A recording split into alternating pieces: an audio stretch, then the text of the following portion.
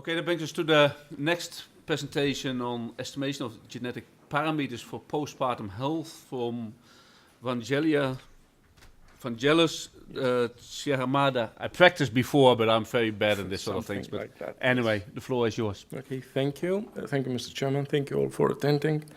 Well, I'm going to speak about the estimation of genetic parameters of postpartum Holstein, of health disorders in Holstein dairy cows. So I believe we are all familiar with that complex events that happen during calving. Most of health disorders are interrelated, and above all, or at least the most important, is hypocalcemia, and calcium status is definitely one of the, let's say, most important things that we should look in during the period after calving. Now, of course, all other macrominerals such as calcium, potassium, magnesium, and phosphorus are important for health and productivity. And of course, calcium has a key role at the onset of lactation, and hypocalcemia, whether clinical or subclinical, is the most important macromineral disorders. However, calcium concentrations have been studied only during the first 48 hours after calving, and the other three macrominerals, relative studies are lacking. We all know that, as we said, that these concentrations are influenced by management, that is, grouping strategies, management strategies, and of course nutrition. But what if there were heritable traits? Then we could, with a proper genetic selection, we could permanently influence all disease, the entire disease cascade after calving. So therefore, our estimation was to, our objectives was to estimate the genetic parameters of serum macromineral concentration, that is, calcium, phosphorus, magnesium, and potassium, the related subclinical disorders, hypocalcemia, hypophosphatemia, hypomagnesemia, hypokalemia, and hyperphosphatemia. Also to estimate the genetic parameters of pH, PA, and body condition score, and of course, to estimate the genetic parameters of major clinical diseases that occur after calving, such as milk fever, retained fetal membranes, metritis, mastitis, LDAs and RDAs, ketosis, and uterine prolapse during the first 8 days after calving. Why then? Simply because all bad things happen during that period. Therefore, we enrolled 1,021 dairy cows in first to fourth lactation from 9 commercial freestyle farms. We had pedigree information for all that cows. And we went through a thorough clinical examination and blood sampling of all animals during each of these days, day 1, day 2, day 4, and day 8 after calving. We were sure not to miss anything. And in total, we sum up to 4,064 clinical observations.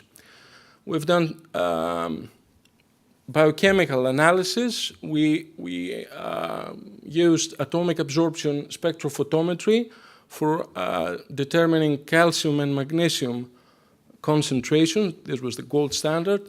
We used phosphorus with a biochemical analyzer and a selective electrode for potassium. And finally, we ended with 16,848 biochemical records.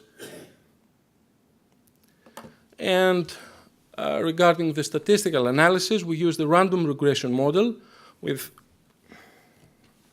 these factors included. It was herd, year, season of calving, parity, age at calving, days from calving, and the genetic effect of the cow, in order to estimate the heritability and genetic correlations, if any, there, for calcium, phosphorus, magnesium, and potassium concentrations, the related micromineral disorders as described previously, and the major clinical diseases. We also used single record model with more or less the same factors in order to describe the same traits and also micromineral concentration changes from day 1 to day 4 and from day 1 to day 8, and also to give estimations of heritability for body condition score and BHPA. So after tracing the original 1,021 animals 5 generations back, we ended with 4,262 animals that went into the statistical analysis. Now, let's go into the results. These are the curves that occur from repeated record random regression model analysis. This is a fixed curve for serum calcium concentration. We can see a significant rise that was across all lactations from day 1 to day 8. The calcium went up from 8.5 to almost 9.5. However, this did not apply to potassium concentration. We had a significant decline in phosphorus. And we had also a significant decline in magnesium and potassium. Now, with the use of single record model, we estimated the average incidence of clinical health disorders. This is model estimated incidence. And as you can see, retained fetal membranes and metritis were by far the most prominent events during days 1 and 8. And we did the same for the other subclinical disorders. And as we can see here, subclinical hypocalcemia was by far the most prominent event. It went up to 63.4% during this period. And also, the other ones were quite high, actually. Hypophosphatemia, hypomagnesemia, hypokalemia, and hyperphosphatemia. And now, these were the day-to-day heritabilities for calcium concentrations. It was 0.23 to 0.32, a day-to-day estimation of heritability across the first week. The heritability of phosphorus was even higher. This is, of course, good news for both the macroelements. We had a similar estimation of magnesium heritability, which was 0.20 to 0.39, even higher at day 1. And we also got a heritability for potassium concentration, which was 0.12 to 0.23.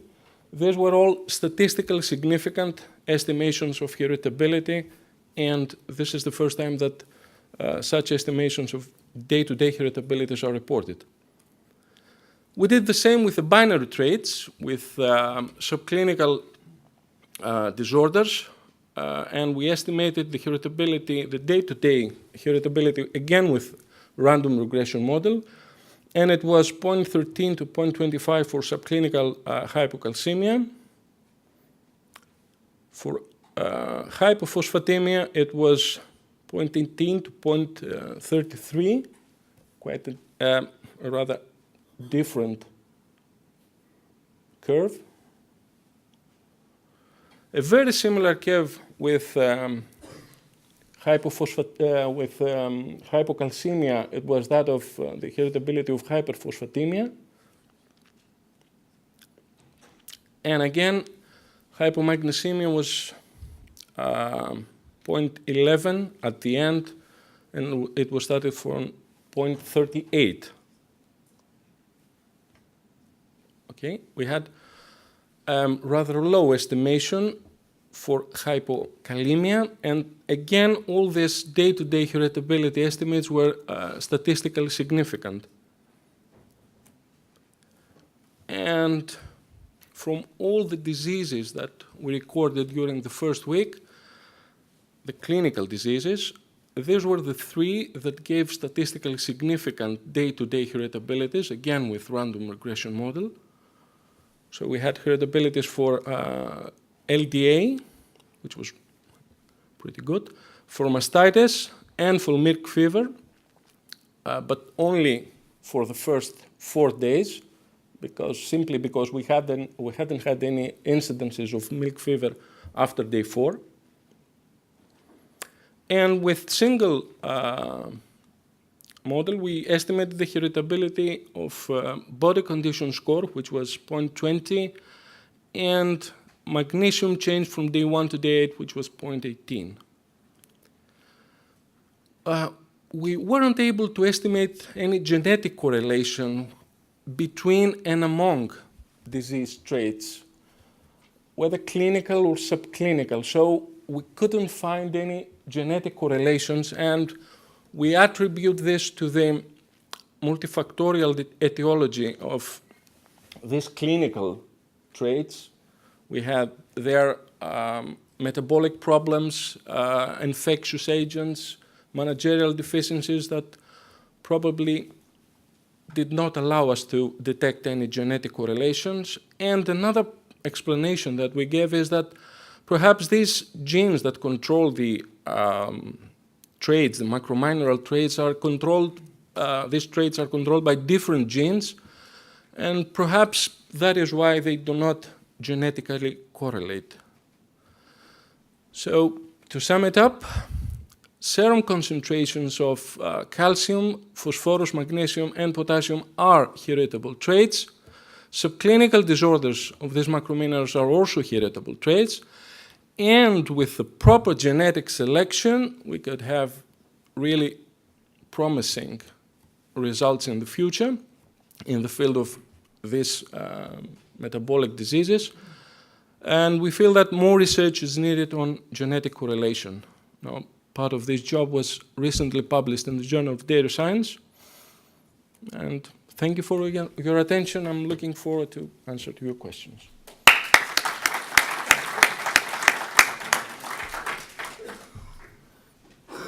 Any questions? I looked at your heritabilities and I was surprised how high they were. Yeah, they were. In comparison with others. For example, for mastitis, you get much higher. Yes. Did you think about that one more? Yes, of course.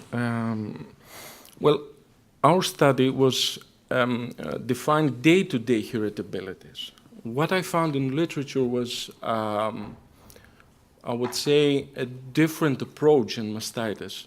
And we were thinking of characterizing this mastitis as a, I would say, novel index, because it's a mastitis that it's actually, it's during the first week. So it's something different. Mastitis in literature is during, let's say, the entire lactation or whatever during the first month, but this is something different. Okay. And why would you select for phosphorus or the macro minerals? Yeah, we know that from physiology, phosphorus plays, let's say, together with calcium. They are controlled by the same hormones.